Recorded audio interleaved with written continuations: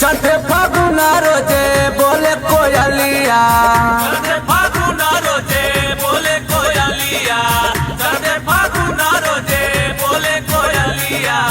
उठता पीर पिया भैला पहलिया पिचकरिया ले अइहा, गाजीपुर से सैया पिचकरिया ले अइहा, गाजीपुर से सैया पिचकरिया ले अइहा, पिचकरिया ले अइहा, पिचकरिया ले अइहा, पिचकरिया ले अइहा, गाजीपुर से सैया पिचकरिया ले अइहा, कसनाबाद से सैया पिचकरिया ले अइहा।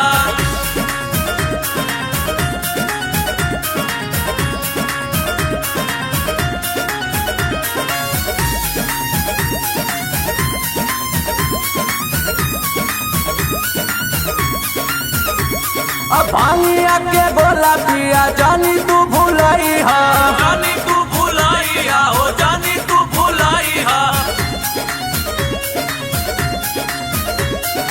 आहिरा के घरवा से दूधा वाली आई हा, दूधा वाली आई हा, हो दूधा वाली आई हा।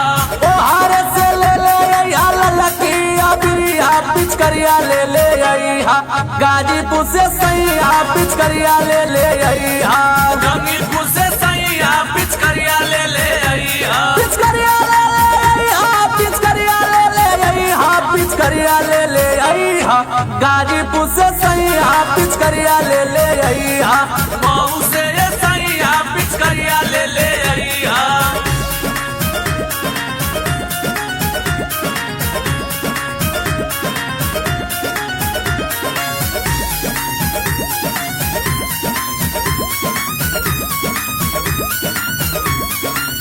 आंसू के होली खेला बूची के संगवा, बूची के संगवा, हो बूची के संगवा।